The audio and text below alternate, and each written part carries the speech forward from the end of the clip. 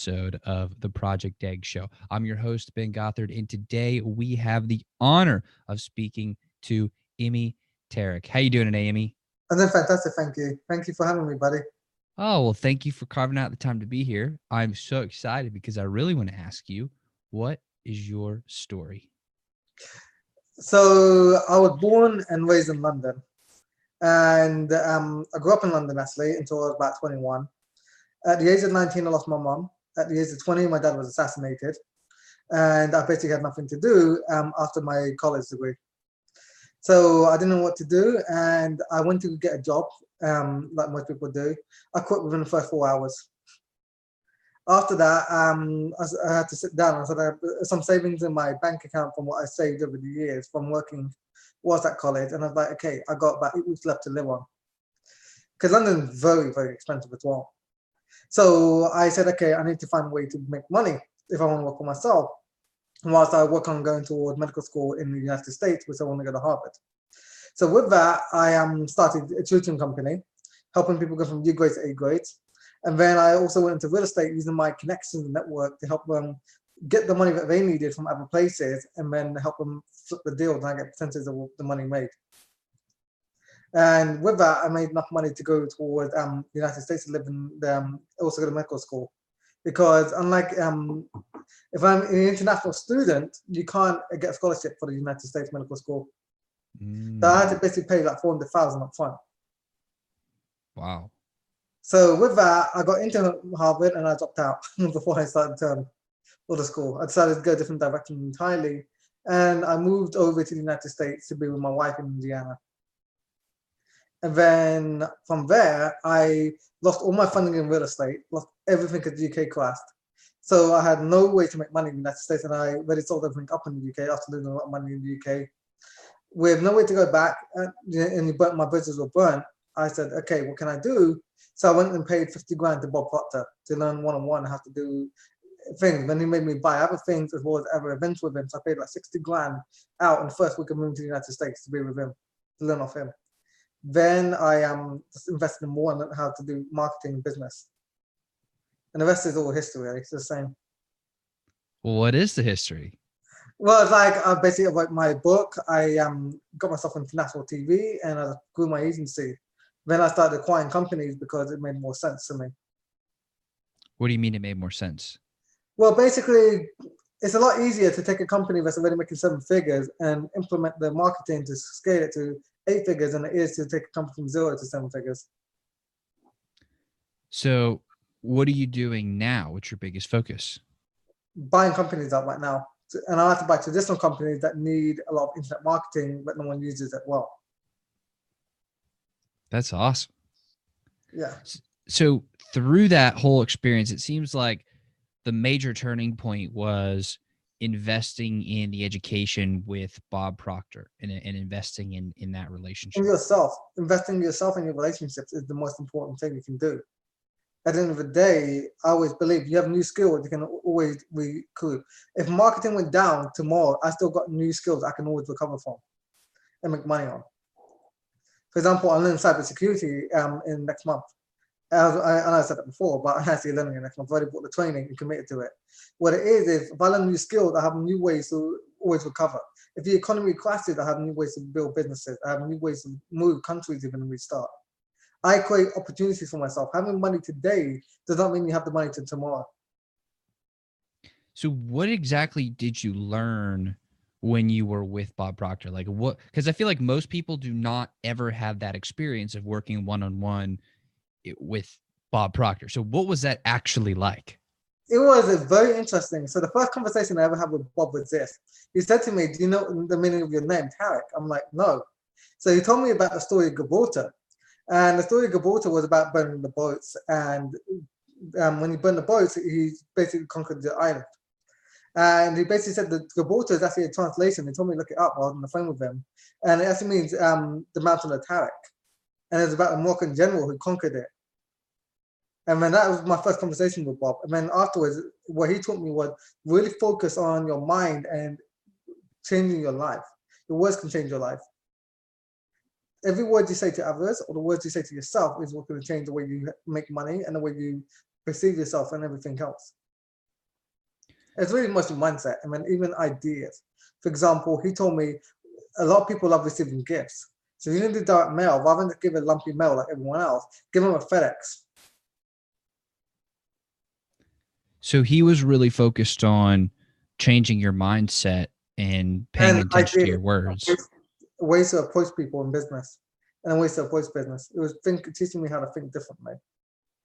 So what specifically was the part that was different from what most people think? I know we talked about a little bit of it, but like that approach to business, how to approach people, like what was really the What secret? it was is he was telling me, look, the greatest skill is the ability to understand what people want and need. And if you could teach them how you put the story across with the right words, what they want and need, they will want to work with you.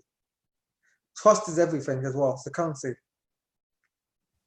So then you figured out how to figure out basically what people want and need, and then you started delivering that. Yes, and Bob put me in touch with the right people as well to make me very, very proficient at it. Mm. So was it more of like you wanted to connect with the right people to ask them the right questions, or was it like a series of books that you read? Like what was the process of? It was both. I used to read at one point. I don't. Nowadays, I've read enough. I don't need to. But I used to read about 3 to 4 books a day minimum, and on the weekends I read 20, 30 books a weekend. Mm-hmm. Because I believe that the knowledge is power when you understand how to connect the dots. A lot of people say knowledge without action is not is useless, but I think knowledge is you understand how to structure it correctly like a puzzle, then you can actually get the win. Like a lot of people give you knowledge, you can apply the knowledge, but you're not going to get the results. It's about having the right knowledge and learning how to make things work better. For example, I personally not a big fan of Grant Cardone's sales system. I think the guy is brilliant at real estate. If you want to learn from Grant Cardone, go and learn real estate off him. Don't learn sales off him. Right? And his sales thing is too aggressive, in my opinion. And a lot of people, you see all the marketers, such as the Sam Ovens and Ty Lopez and all these other gurus, the pitches that they give people, everyone uses it, spams it out, and it dies. What I do is very different. I focus on finding ways to make it personalized and build relationships. And how do you do that? Well, I always say there's a law called contrasting, right? And familiarity. Most people, even myself, you go to school, been to school, you know that we get graded, right? I always grade what they're doing from A to a F grade. And I basically give them a grade where I can, and then I show them the actual grade legitimately, and then I show them why I'm an A. And then I contrast it to what the competitors are doing better. And that way I can now create a gap between it. And then obviously we need this help. So you're showing them this is where you are. This is where your competitors are. Here's the plan to get there. Mm-hmm. That's interesting. And so how do you build the relationship through that methodology? Well, basically, a lot of people also, a common method is in LinkedIn even. I'll actually borrow LinkedIn for a bit. But they send articles to people who I think would be relevant. What I like to do personally is say to someone, hey, just out of curiosity, will this be of interest to you? Because once they request it and we say, yes, this is of interest, now it changes the dynamic of the relationship. It's not me just sending it, they have actually requested it. It changes that relationship very quickly. For example, just out of curiosity, would you like a copy of my #1 best-selling book? People say, yes, we would love to see it. It changes that versus me just sending it to them. So you want to get the opt-in from them so they have taken some sort of commitment. Yeah, I want a permission from them and a commitment. That's interesting. So let's say you're establishing a new relationship with a prospect or a customer or a person, a human being. You ask them for permission to send them something that they want or that you believe that they want and need. And with what you send them, is that then contrasting it for them, or do you contrast as part of your ask? I will send it to them first and get their permission, and then I will follow up with a contrasting question. For example, if you're doing like the SEO world or AdWords, I would say, look, this is what your competitors are doing and why they're getting X result, why you're getting this. Even though your reviews suggest that you are better than them, it's not coming across to the people on Google, sake of argument. Or if I'm talking about politicians or billionaires even, what it comes down to is this. is what do they want? Everyone wants to feel validated, and I'm contrasting how I can make them feel validated for those couple more minutes. So I might get them introduction to certain podcasts, or I might introduce them to my connections in the media, or I might just do it myself in the media. And it opens a door enough to make them feel validated, because everyone seeks validation. Right. So you open the door to where they can feel more validated through taking the next step with you. Like, how do you create that next step? Do you create the next step like, do you basically create from the end and then build back up, or do you like how exactly do you structure the whole? I call it the escape and arrival framework. I always say every single person I know, I haven't found anyone with an exception yet, wants to escape from something and arrive somewhere else.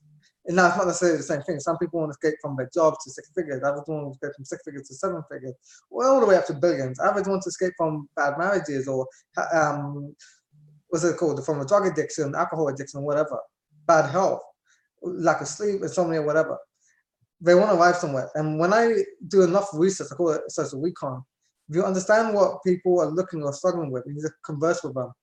In that, or after you got the opportunity with them, you can find out what they are lacking in their life. Then you can map out the steps in order to get to where they want to get to. And now you might need to introduce other people to help them get there. But that's fine. I'm not looking to be the only solution. I'm looking to be the asset.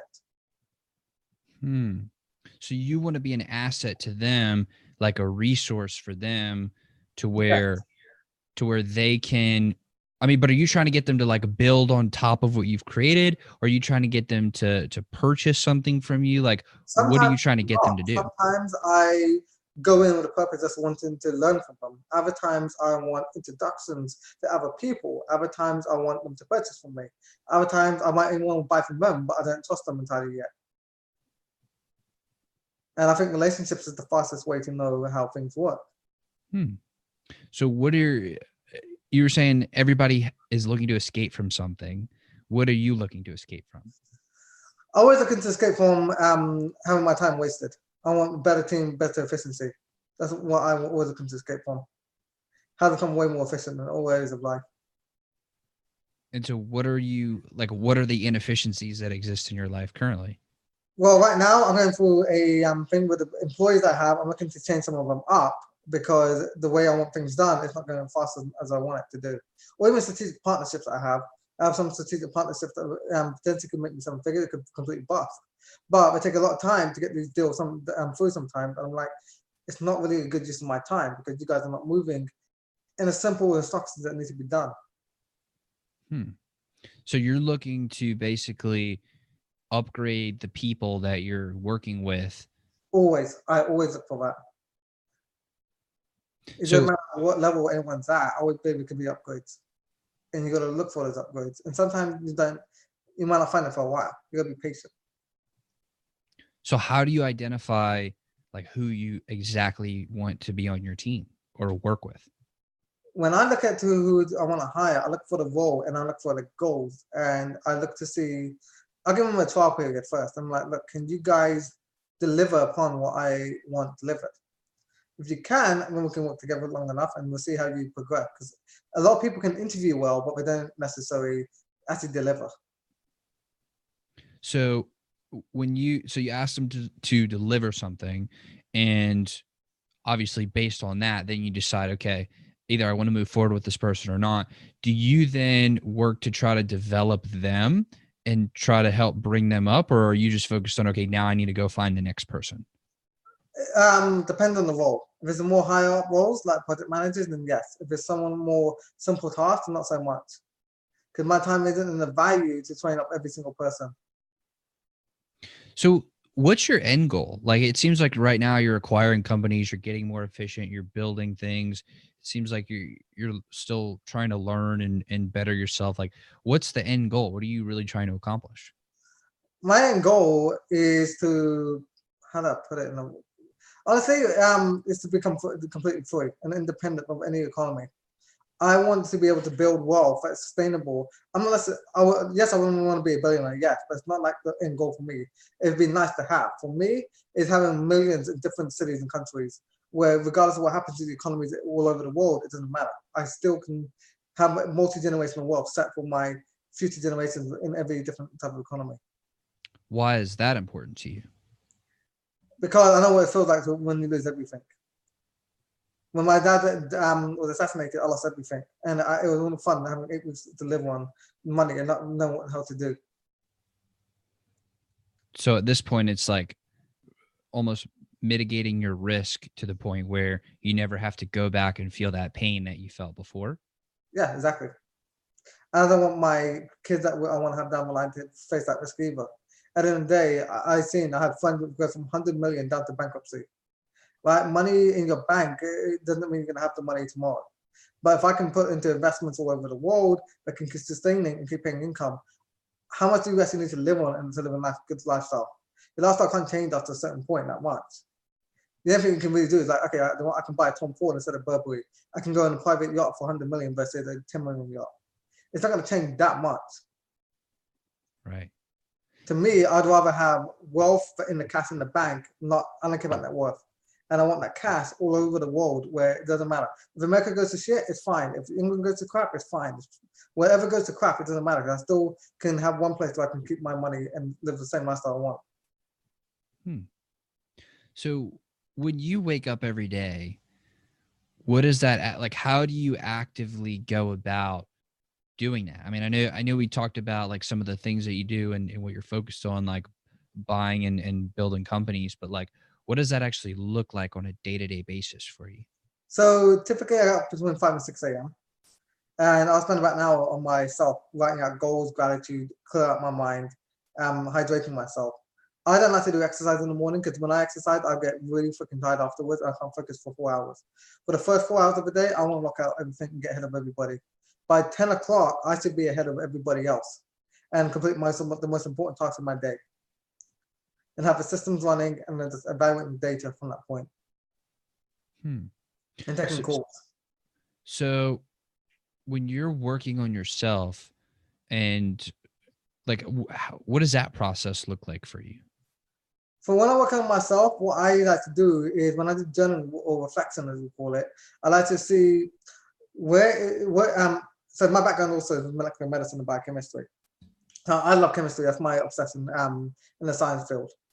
There's something called the reactions, and when you've got the reactions, equations, I always say you got like hydrogen plus oxygen will go to water or hydrogen peroxide, whichever way you want to go. With that though, if you have, let's say, 10 oxygens and you have 5 or 4 hydrogens, you're not going to be able to use all the oxygen to create the maximum amount of water. So they're called limiting factor. And humans are multidimensional. We're spiritual, mental, physical, and emotional beings. That means what I do, I don't go in a series of 7 weeks. I work in one area of my life for 7 weeks. And I want to improve that and reflect and see how I've improved it. And what is holding me back in the other places. And when the thing that's holding me back the most is the one I fix for next. And how do you actually gauge which one is holding you back the most? Well, I base it on my goals, what is and the struggles I have. Because when I start looking at this is my struggle, why did this struggle come about? Is it because I wasn't being disciplined enough? Or is it because I was going through a hard time emotionally? Is it because I wasn't doing self-care? Or was it because I was eating badly? Or not exercising, whatever it is. So you're spending 7 weeks at a time working on one particular facet. And myself. Right. And then at the end of that, you're like, okay, you do an analysis and you're like, all right, well, which one am I struggling with the most at this point? And then you tackle that one next. So it almost seems like it's like a looping cycle that you kind of go through and like shore up each one. And then you're making progress like here and here and here and here. And then you go back and you keep like bringing the whole system up. Yeah, you got to bring the whole system because you can move everything else, but eventually something's going to hold you back. Whether it's a mental block, or whether it's an emotional block, or whether it's a physical block, your energy can't hold it. Whatever something is going to hold you back. So when you can really move everything as a whole, we are holistic beings. Now you can start moving in congruence with the universe. The universe is all about harmony, really. People ask me about work-life balance. There is no work-life balance. There's work-life harmony. And where I built my life and my goals is this. I created my own goal system. So as I said, so after my dad died, I basically said, okay, I need to create a new way of living because I gave up believing in God completely at that point. With that in mind, what happened was I said, okay, how do I prove evolution is right? I came full circle. And what happened was when I'm looking at chemistry and the rainbow has 7 spectrums of light. And then if you look at the atom, we have 7 electron shells around the nucleus of the atom. And then if you look at photons in quantum physics, we have 7 copies of every single photon, meaning there's 7 parallel dimensions. So when I start looking at that, when I start looking at religion, where it says the 7 sins, the 7 heavens, and if you look at energy and the laws of thermodynamics, it goes, when you look at religion, it says Moses saw God, or allegedly saw God, and it was a burning bush, and he heard God and spoke to God, which was sound, light, and fire, versus heat, energy, sound, and light. And you look at the attributes of God and the attributes of energy. My own personal belief is this. God is energy because energy can't be created and can't be destroyed. It's just everywhere at once, it can take on any shape or any form. That's the same attribute as a God. So with that in mind, I said, okay, nature is 7 and so is religion. Why not create 7 goals? 1 for each area of our life. Business, income, passive income, mental, relationships, philanthropy. I can't remember the 7th one off the top of my head. But what I do is I take each of the 7 goals, I break them into 7 outcomes. 7 things are going to happen to make the goal a reality. Once that's done, I break them into 7 steps. So you got 49 steps per goal. 1 step a day from each of your 7 goals, and you hit in 49 days you'll hit your goals. So it seems like you looked into every aspect of life and you're trying to break down like what is the most essential steps to accomplish this piece, and this piece is an essential step of the bigger piece, which overall will help you achieve that bigger goal. Yeah, in 49 days. Because life is nothing but patterns and systems. Everything is patterns and systems. So when you understand how to create patterns and systems, you can build your life. I say I use goals. It's really what I focus on, building systems to achieve my goals. And so are these things that it seems like you hold these beliefs and you practice these daily, and it's a very integral part of your life. Was this part of what Bob Proctor was working with you on, or did you develop this? I developed this about 18 months after Bob Proctor. So when I moved from Indiana to Florida, and I started hanging around, so my life changed from Indiana once I moved to Florida. In the first week, I started meeting many people with a lot of money. I'm talking about billions and 9 figures. Within no time, I don't know how, I just started reaching out to these people. We started connecting, meeting, and I started thinking about life differently in this way. They approached life. I started taking their patterns and systems. I write down what they were doing, how they built their routines and their lives, and how I could take the patterns and improve it. Because I believe in life, it comes from the 1% improvement. If you can get 1% improvement every day, you'll go everywhere you want. It's compounding. Absolutely. I mean, that's a lot of improvement over the course of a year and a lifetime. Exactly. So, by the way, I am absolutely a proponent of the constant improvement. You know, getting better every single day. And I think about this in my own life. How do you quantify that 1%? Like, how do you actually measure, like, okay, today I got 1% better? Check. How do you actually identify that? Well, I don't actually, what I look at is more of a spectrum. Have I gone towards where I want to go? And am I growing in each state? Because here's the thing, a lot of people say, I hope things get easier for you. I don't want things to get easier. I want to get stronger. But right, there's a difference between pain and suffering. Pain, we have to go through. Suffering is a choice. It's a mental choice. You can experience a lot of pain, but you don't have to suffer. You suffer because you choose to suffer. I don't choose to suffer. I choose to learn from the pain and then have to respond and get better. To me, if I can overcome obstacles, I guess that's the way I'll quantify if I am getting better. Am I overcoming these patterns of the problem that keeps showing up? I personally believe, and a proponent of, that the universe will keep teaching you the lessons until you learn the lesson. And if I can dissolve these lessons, then I know that I'm going. How do you make sure you're listening? That's why I like to reflect a lot. Reflection is everything, in my opinion. Stillness is the key in as the Ryan Holiday says in his new book, actually. I like to reflect and okay, what have I done wrong or what have I done right? And what lessons am I learning? What pains am I going through? I believe there's more to be learned in the pain than there is to be learned in the good. I think so too. I mean, it really is life's way of saying, hey, this is the thing that you're missing, or this is the thing you're not doing right. You might want to fix it. That's fascinating. So as you're going about and you're growing and you're working on yourself, what questions do you have about yourself at this point? The question about myself is, what actually makes me happy at the end of all of this? Once I achieve it, what will actually make me happy? And I think it comes to understanding human needs, and I'm trying to understand what would actually make me happy. I haven't found the answer yet. So are you not happy? I am, but there's a difference between happy and deep bliss. You see, some people have such happiness, radiant happiness. With me, maybe because I'm just the way I've gone at the speed I'm going at, I'm quite stressed half the time as well. Most people don't realize. When I'm dealing with, I've got deals right now I'm working on. Potentially, one of the deals I'm working on is about a $3 billion deal. I'm under a lot of pressure and stress to get this freaking through and working. If not, it's not going to kill me or anything, but still, it's going to take me longer to get towards my goal. And I think it's the unknown is that really stresses people. So yes, I am happy. I want to change my life. I'm happy the way I'm going. It's a journey at the end of the day. But I would say I'm more stressed than I need to be, which is why I said it's a reflection that I came to. So because you're on this journey and you're pushing in such a way, that's leading to stress, which is on your mind. So even when you're not like directly working on it, you're still thinking about it. So therefore that impedes on the ability to like be fully present and happy in the moment. Exactly. I feel that. Like for me, and I don't know about you, but sometimes like I just stay up at night just thinking about all the different things that are going on. It's like I can't turn it off.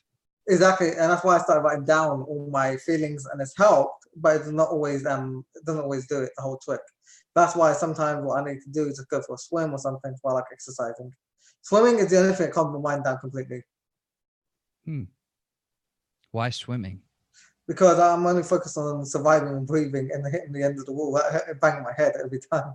You have to stay present when you're swimming.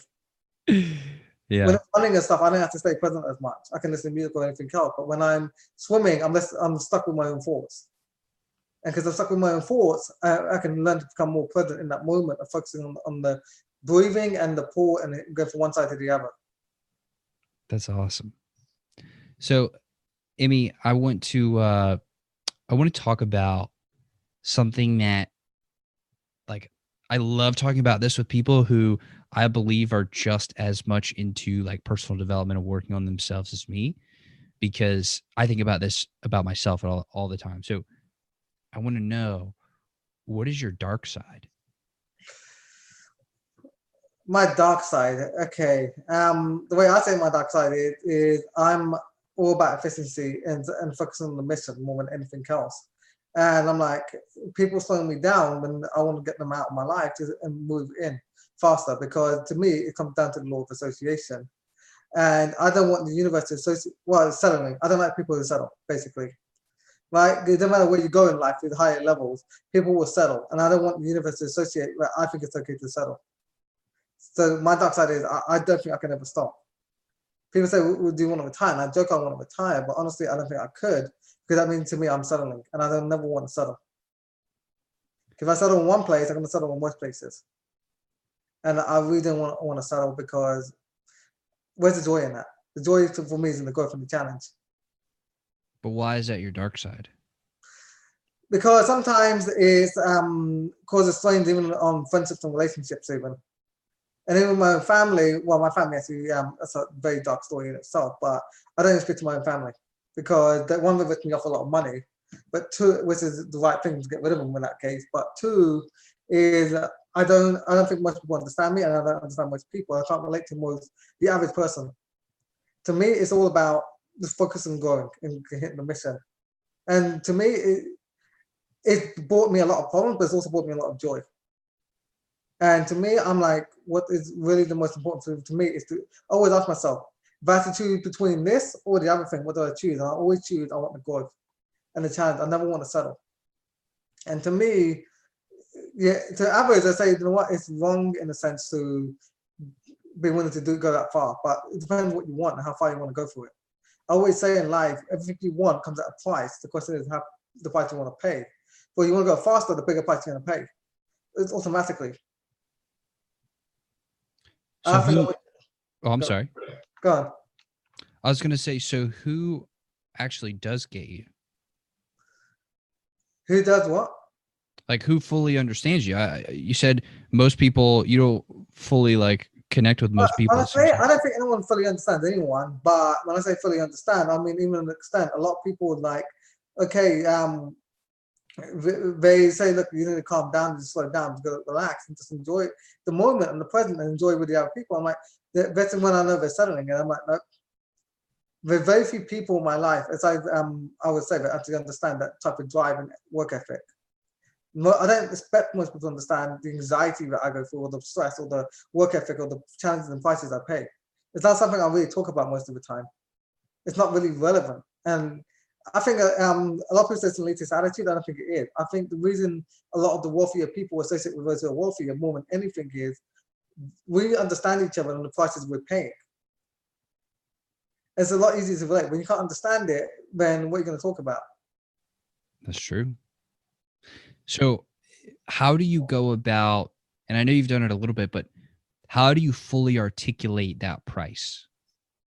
When I articulate the price, I just come to the question is, for example, if I keep this person in my life, if I'm going to sell it, for example, or if I keep this person in my in their job, is this going to help me towards moving forward towards my mission, or is it going to take me away and distract me?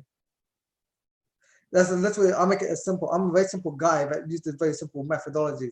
Nature in itself is beautiful and simple. It seems so complex, but it's really just a series of basic laws, and the laws that just work in harmony.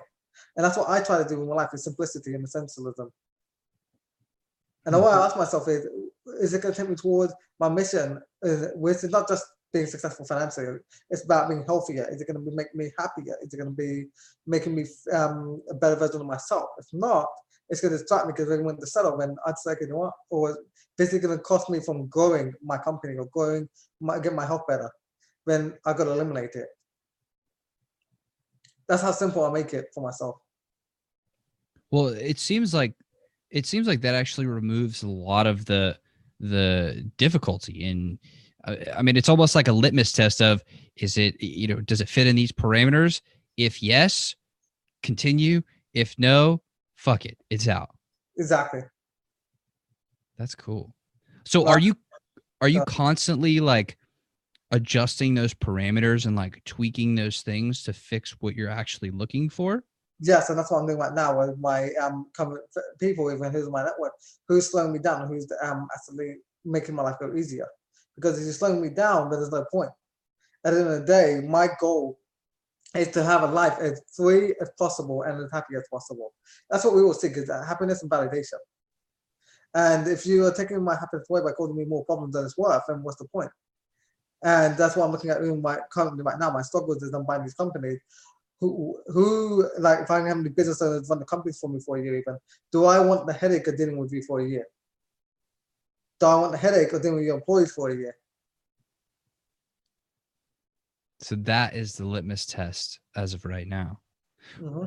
What do you think it will eventually, like, once you've grown past this particular litmus test and you're evolving, you're iterating, what do you think the ultimate litmus test is going to be?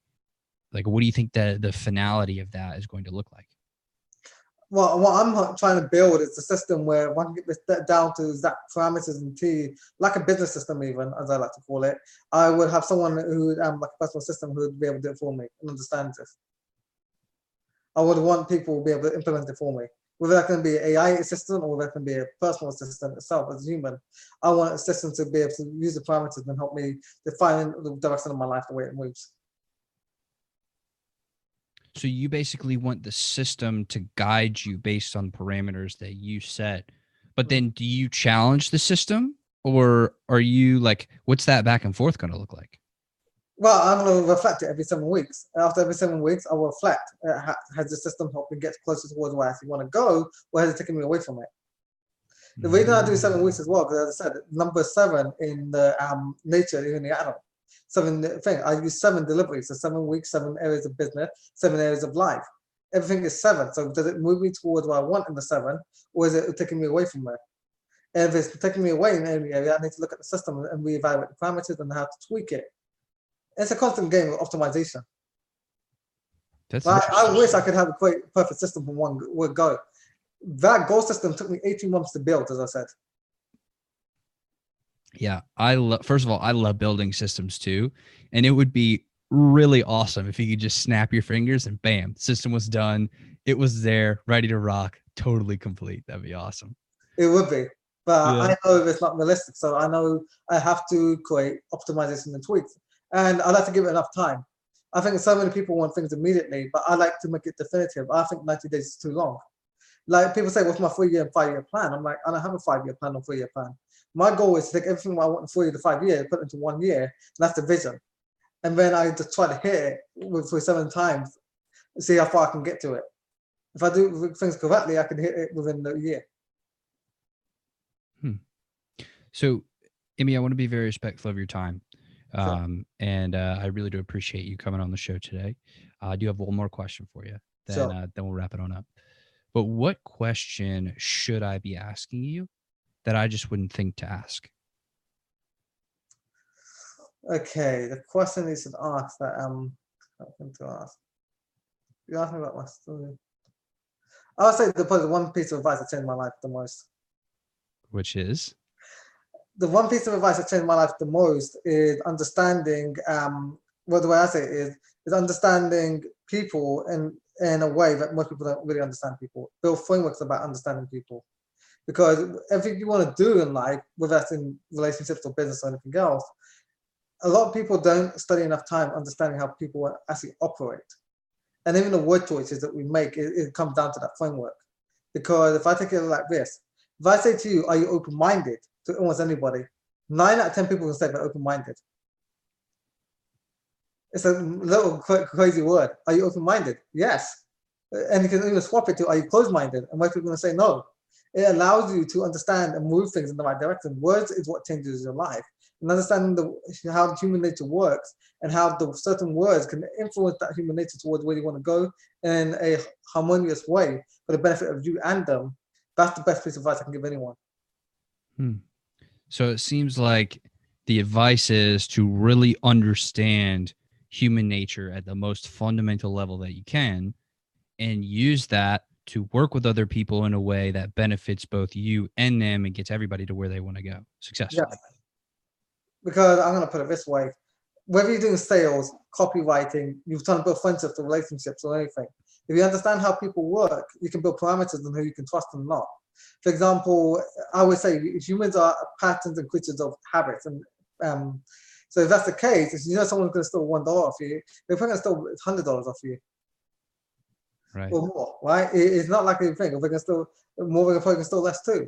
It just depends how much they can get away with. Humans are creatures of habits. When you can understand human nature and how to test that, create again parameters, you can now start using words and conditions to see how things actually work. Life is a series of conditions on a puzzle. That's awesome. Well, Immy, I wish you the best of luck in figuring out that puzzle, and you know, I'm so excited to see like the progress in 40, 50 years. Like, what are you going to be doing then? And you know, I'm so curious as to how your theories and philosophies are going to develop over then. So I'm excited, and I'm very grateful that you would take the time today to share them with me and to spend the time to chat with me. So thank you very much. Thank you so much for the questions as well. I enjoyed it. Thank you, and thank you to everybody who's watching, listening. I will see all of you on the next episode. Take care now.